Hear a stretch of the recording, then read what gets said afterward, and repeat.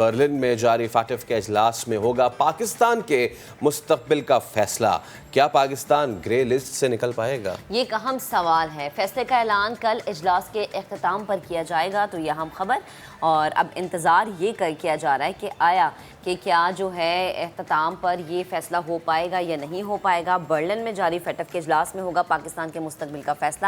کیا Pakistan grey list سے نکل پائے گا یا نہیں؟ اسی پر بات کریں گے. خاقان نجیب ماہر معاشیات ہمارے ساتھ موجود ہیں, ان سے بات کرتے ہیں. بہت شکریہ سر وقت دینے کے لیے. Good morning. آج جس چیز کا ہم انتظار کر رہے ہیں فیصلے کا اعلان ہم دیکھیں گے کہ اجلاس کے اختتام پر کیا جائے گا. جو موجودہ ہماری معاشی صورتحال ہے اس کو مد نظر رکھتے ہوئے اگر ایک کوئک رسپانس آپ دیں کہ آیا نام واقعی نکل پائے گا یا نہیں, آپ کی ایکسپرٹیز کیا کہتی ہیں؟ السلام علیکم. It's a pleasure to be on your show for the first time. دیکھیں, فاٹف میں ہم نے بہت کام کیا ہے اور کام پاکستان کے ہر ادارے نے کیا ہے, civil and military, political leadership, اور یہ کام میں پچھلے کئی سالوں سے دیکھ رہا ہوں. اور کئی سالوں سے میرا مطلب صرف پچھلی یہ کرنٹ حکومت, اس سے پچھلی حکومت اور اس سے پہلے جب وہ حکومت میں تھی, اور اس کی ریکگنیشن ہمیں اس طرح نہیں مل پائی جس طرح ملنی چاہیے تھی. Because slightly it is not only technical, it is also political, it is also the kind of convincing جو پاکستان یا کوئی بھی اور کر سکتا ہے. It is کہ آپ کے فرینڈس کس طرح کرتے ہیں. پھر یہ ہوا کہ ہمیں ایک اور میٹرکس لاسٹ ٹائم دے دیا گیا کہ آپ اور کام کر کے لائیں. سو اب دو گروپس ہمیں مانیٹر کر رہے ہیں. ایک فاٹف ہمیں مانیٹر کر رہا ہے, ایک اے پی جی ایشیا پیسیفک گروپ ہمیں مانیٹر کر رہا ہے. دو میٹریسز چل رہے ہیں. سو ایک تو امیجن کریں کہ پاکستان نے کتنا کام کیا ہے. یہ دنیا کو امیجن کرنا چاہیے کہ the kind of hard work that we have put in. It is not easy. Why is it not easy? Because اس طرح کی چیزیں جو ہیں وہ ایڈمنسٹریٹو چیزیں بھی مانگتی ہیں, وہ لیجسلیشن بھی مانگتی ہیں, وہ فورسفل انفورسمنٹ بھی مانگتی ہیں. یہ تین چیزیں مانگتی ہیں. ہم نے تینوں پہ کام کیا. اس وقت جو پوزیشن ہے, آئی تھنک کہ ہم بہت کلوز ہیں کہ ہم نے یہ جو میٹرکس ہیں, دو میٹرکس جو ہیں کنزیکٹیولی چل رہے ہیں پاکستان کے, ان دونوں میٹرکس پہ میرے حساب میں 90 to 95% کام ہو گیا ہے. کبھی بھی 100% کام جو ہے وہ نہیں کیا جا سکتا کیونکہ کوئی لکوناز, کوئی چھوٹی موٹی چیز رہ جاتی ہے.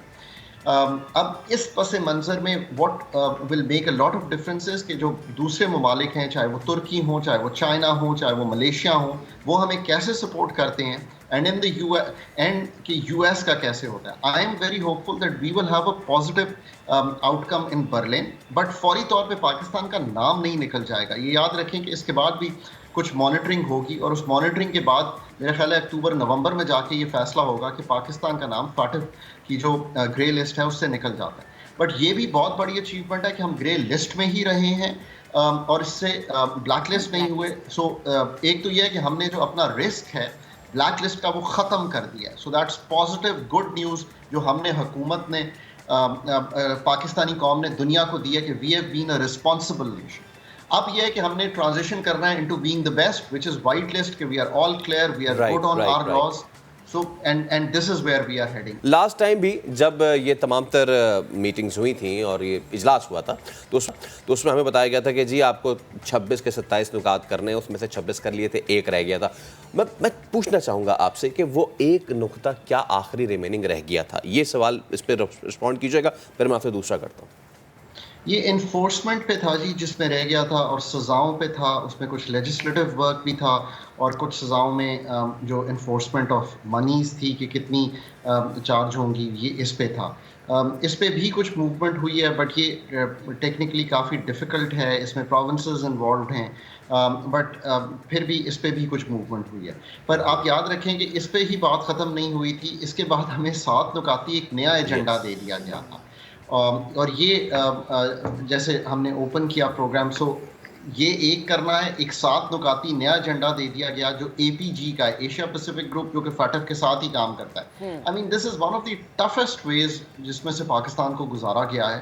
چاہے یہ ایک بہت سیریس ایشو ہے دنیا کے لیے, ہمارے لیے بھی بڑا سیریس ایشو ہے جی, منی لانڈرنگ, اس میں کوئی شک نہیں ہے, اور انفارمل اکانومی پر یہ ایگزسٹ کرتا ہے, یہ دنیا بھر میں کرتا ہے. اسپیشلی جو ڈیولپنگ ورلڈ ہے جس میں ٹیکسز آف انفارمل اکانومی اس طرح نہیں آپس میں ورک کر رہے کہ سارا ڈیٹا چل رہا ہے. But Pakistan has moved well on this. ان 7 میں سے بھی میرا خیال ہے پاکستان نے اب 6 نکات پہ اپنا کام جو ہے وہ کمپلیٹ کر لیا. صحیح ہے. تو وہ ایک تو خاقان صاحب وہ ایک جو رہ گیا نکات وہ بھی پلیز آپ بتا دیں کہ وہ 7 میں سے اب ایک کون سا رہ گیا. دوسرا ایک بڑی عجیب سی بات ہے کہ جب ہم سب کام کر لیتے تو کہتے ہیں اوکے ہو گیا، جب ہم دوبارہ سے جاتے ہیں ریویو ہوتی ہے چیزیں تو کہتے ہیں نہیں جی ایک پوائنٹ رہ گیا، اب آپ اس پہ مزید کام کر کے آ جائیں.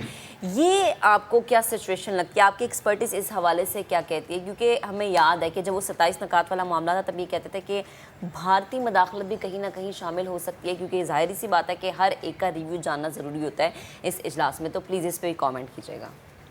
دیکھیں جس چیز کو ہم اس کو اس طرح سمجھیں کہ یہ ہے دا ورلڈ آف کنویسنگ، اور یہ گلوبل پالیٹکس ہے، اور گلوبل پالیٹکس میں اپنا مقام آپ کام سے تو بناتے ہی ہیں، بٹ آپ کام سے اپنا مقام بناتے ہیں، بٹ آپ اپنا نام بناتے ہیں with the will power and with the ability کہ آپ کس طرح انٹریکٹ کرتے ہیں دنیا کے ساتھ اور ان کو کنونس کرتے ہیں کہ آپ نے اپنا کام کیا ہے. So one is the work we have done, one is the convincing. I think now where we stand largely جو پارٹ ہے کہ کنونسنگ کیسے کرنی ہے، ہم کنویسنگ اپنے پوائنٹ آف ویو کی کتنی اچھی کر سکتے ہیں، ہم نے جو کام کیا ہم اس کو بیچ کتنا اچھا سکتے ہیں.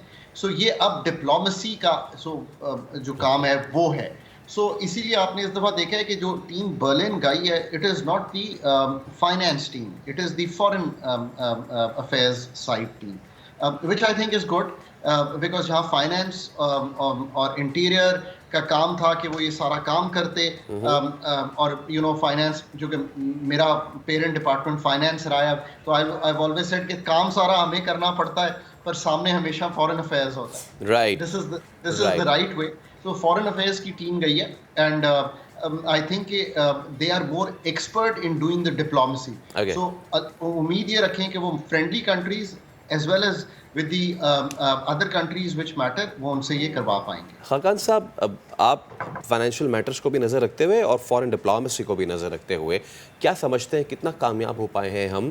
فیٹف کے جو کرتا دھرتا ہیں پاکستان کا پرسیپشن ان کی نظر میں کیا ہے؟ دیکھیں to be very honest I think Pakistan has done very good work on datas. اور اگین اگر آپ دیکھیں کہ نادرا کا اتنا بڑا ڈیٹا بیس بنا، پہلے آپ کو یاد ہے کہ آئی ڈی کارڈ کس طرح ہوا کرتا تھا، اب آئی ڈی کارڈ ڈیجیٹائز ہو گیا. اسی طرح ایف بی آر، یہ جو کلیدی ادارے ہیں ہمارے، یعنی کہ ہمارا بورڈ آف جو فیڈرل بورڈ آف ریونیو ہے جو ٹیکسیشن، اس میں کتنا کچھ ہم نے اب اکٹھا کر لیا، لوگوں کا ڈیٹا اکٹھا کر لیا. ایکسائز اینڈ ٹیکسیشن کا ڈیٹا اکٹھا ہوا. اسی طرح ایک بڑی امپورٹنٹ چیز ہوئی ہے جو پاکستان میں لوگ مس کر جاتے ہیں، ہم ہمیشہ نیگیٹولی سوچتے ہیں چیزوں کو اور ان کو زیادہ سامنے آتی ہیں، وہ یہ کہ یہ جو ہماری جتنے پراپرٹی ہے نا جی، اس کو ڈیجیٹائز سندھ میں بھی کیا گیا ہے اور پنجاب میں بھی کیا گیا ہے. اور بہت سے ہمارے جو ڈسٹرکٹس ہیں، میں تو جو ڈیٹا لاسٹ دیکھا تھا کہ over 80% in Sindh and over 70-80% ان پنجاب جو ہے وہ ڈیجیٹائز ہوئے ہیں. کے پی نے بھی یہ کام کیا ہے. سو یہ سارا کچھ اب ہمیں سیل کرنا ہے. باقی جو بات ہے نا جی، اس میں تو ہمیں کبھی بھی نہیں بھولنا چاہیے کہ ہماری ایک جیو پولیٹیکل اہمیت ہے، ہماری ایک جیو اسٹریٹجک انوائرمنٹ ہے جس کے ساتھ ہم چل رہے ہیں. اس میں ہمیں آف کورس ویسٹ کے ساتھ بھی چلنا ہے، چائنا کے ساتھ ہماری بیسٹ فرینڈشپ ہے، ہمیں اپنے ریلیشنز مینیج کرنے ہیں ساؤتھ ایشیا کے ساتھ، بیکاز ایونچولی تو دیکھیں نا جی آپ نے ساؤتھ ایشیا کے ساتھ ٹریڈ بھی کرنا ہے. میں اس کو کبھی بھی یہ اچھا نہیں سمجھوں گا کہ آسیان جو کہ ایشین کنٹریز ہیں وہ تو اتنا ٹریڈ کریں اور ہم ساؤتھ ایشیا میں ٹریڈ ہی نہ کر پائیں، چاہے وہ بنگلہ دیش ہو، نیپال ہو، ہمارا نیبر انڈیا ہو، چائنا ہو. ہمیں ان کے اپنے روابط جو ہے وہ بڑھانے ان دیٹ سینس ضرور ہے. پر ہمیں اب جو اس وقت ضرورت ہے، the western nations, Malaysia, Turkey, China have to really come supporting us on FATF as well as the IMF. یہ دو ہمارے لیے ضروری ہیں. IMF more so than the FATF because ابھی ہم جس ڈیفیکلٹی سے گزر رہے ہیں، FATF ہم بہت کمفرٹیبل ہو گئے ہیں، بٹ IMF پہ there is a lot of room that needs to be covered. اور اس کے بغیر یہ کامنس آئے گی نہیں اور لوگوں کی تکلیف دور ہوگی نہیں. صحیح. خاقان صاحب، آپ نے لوگوں کی تکلیف کی بات کی. ایک تو تکلیف جو کہ لوگوں کو بار بار مل رہی ہے، تیسری دفعہ ملی ہے، وہ ہے پیٹرول کا بڑھ جانا. پیٹرول کا بڑھ جانا، ڈالر کا بہت زیادہ اوپر چلے جانا. آپ کو کیا لگتا ہے کہ آنے والے وقت میں یہاں پہ کہیں ہمیں فل سٹاپ نظر آئے گا، یا یہ چیزیں بڑھتی چلی جائیں گی اور مہنگائی مزید اوپر جائے گی، عوام مزید پریشان ہوگی؟ تو آپ نے بہت ہی اچھا سوال رکھا ہے، اور اگر مجھے 2 منٹ دیں تو ایک تو یہ ہے کہ انٹرنیشنل جو سرکمسٹانسز ہیں وہ ہر ایک کو سمجھنے چاہیے کہ تیل کی قیمت $118-120 ہے، یہ ہوا کرتی تھی $70-80. सो इसका पास थ्रू का इफेक्ट आ रहा है। दूसरा ये हुआ है कि आपकी बाइंग पावर कम हो गई है। आपसे मतलब है कि हर पाकिस्तानी की बाइंग पावर कम हो गई है। उससे क्या मतलब है, अगर आपके पास बाइंग पावर थी कि आप $1 180 रुपए का खरीद सकते थे, तो आज आप 207 रुपए का खरीद रहे हैं, 206 रुपए 46 पैसे का टू बी एग्जैक्ट खरीद रहे हैं। तो इन दोनों का इफेक्ट जो है वो आया है और आपको ये करना पड़ा है। इसकी वजह ये है कि हमें IMF का जो प्रोग्राम है ना जी, अगर हमने अपनी ये तकलीफ कम करनी है और जिसको अंग्रेजी में हम कहते हैं सॉफ्ट लैंडिंग करनी है, और हमें हार्ड लैंडिंग से बचना है, तो हमें IMF के प्रोग्राम में वापस जाना है। नाजरीन को इसकी टेक्निकलिटीज़ में नहीं जाने की ज़रूरत, बट उनको भी ये रियलाइज़ करना है कि ये हमें काम करना है। ये तकलीफ अभी कम नहीं हो रही जी।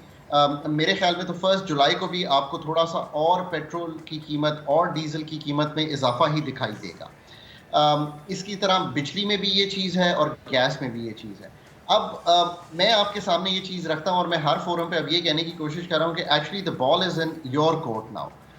हुकूमत के पास रूम, मनूवरेबिलिटी ऑफ पॉलिसी, और हुकूमत से मेरा मतलब है पाकिस्तानी सरकार के पास, मैं किसी गवर्नमेंट की बात नहीं करता हमेशा, माय व्यू इज़ कि हमारे पास रूम ऑफ जो मनूवरेबिलिटी है वो बहुत कम है, पर आपके पास रूम ऑफ मनूवरेबिलिटी बहुत ज़्यादा है। आप कहेंगे कि ये क्या बात हुई? देखिए, ये वक्त है दुनिया में सेविंग्स का और सेविंग्स का। आप 1000 कमाते हैं, लाख कमाते हैं, करोड़ कमाते हैं, अगर आप अपने आप को सेव नहीं करेंगे तो you will not be saved. बिजली बढ़ने जा रही है, गैस बढ़ने जा रही है, सैलरीज पे टैक्सेशन बढ़ने जा रही है। So now this is a fact of life. ये अभी चेंज होता दिखाई नहीं दे रहा, इसमें बहुत सी कोताहियाँ होंगी, बट ये नहीं हो रहा। अब करना क्या है? करना ये है कि अगर आप सैटरडे संडे को गाड़ी चलाते थे तो ना चलाएं। अगर आप AC 26 पे रखते थे तो 28 कर दें। अगर आप 4 कमरों में AC चलाते थे तो 3 कर दें। अगर आप 4 कमरों में पंखे चलाते थे तो 3 कर दें। जितना किफ़ायत शारी करेंगे, जितना कंजर्वेशन करेंगे, एक कंजर्वेशन का प्लान तो गवर्नमेंट दे सकती है ना कि वो बहुत बड़े बड़े स्टेप ले, बट आप बिलीव करें कि मेरे वालिद हमेशा जब मैं छोटा सा था तो मैं and he is a cardiologist, उनको पैसे की दिक्कत नहीं है। मैंने उन्हें देखा है कि वो जो कमरा छोड़ते हैं वो उसकी बत्तियां बंद करते हैं, और अगर घर से बाहर जाते हुए भूल भी जाते हैं तो घर जाकर वापस उसको बंद करते हैं। उन्होंने आज तक ज़िंदगी एयर कंडीशनर के बगैर गुजारी है। उनकी उम्र 90 साल की है, उनको कोई बीमारी नहीं है और वो अभी भी चलते फिरते हैं। What I am trying to से इज़ कि इस वक्त लाइफस्टाइल चेंज ही आपको बचा सकता है इस चीज़ से। वो लाइफस्टाइल चेंज सिर्फ आप कर सकते हैं और कोई नहीं कर सकता। और हैविंग सेड दैट, गवर्नमेंट पे हम ओनस ख़त्म नहीं करेंगे कि उन्होंने काम करना है। तो ऑस्टेरिटी गवर्नमेंट लेवल पे नहीं बल्कि हर ख़ास व आम को अपनानी चाहिए, और उसके लिए आवाम में लिटरेसी भी अब बढ़ानी चाहिए, और ऑब्वियसली इसका भी जो बार है वो हुकूमत पे ही जाएगा। थैंक यू सो मच खाका नजीब साहब, हमारे मशहूर हमारे साथ मौजूद थे। सुन लिया कि किस तरीके से आगे के मामलात हमारे लिए इतने ज़्यादा बेहतर नहीं होने जा रहे हैं और this is a world wide phenomena. तो अब उसमें क्या कर सकते हैं? हम ये कर सकते हैं कि अपने आप पे ही काबू पा सकते हैं, अपनी चीज़ों पे कंट्रोल करें जो कि आप इस्तेमाल करते हैं।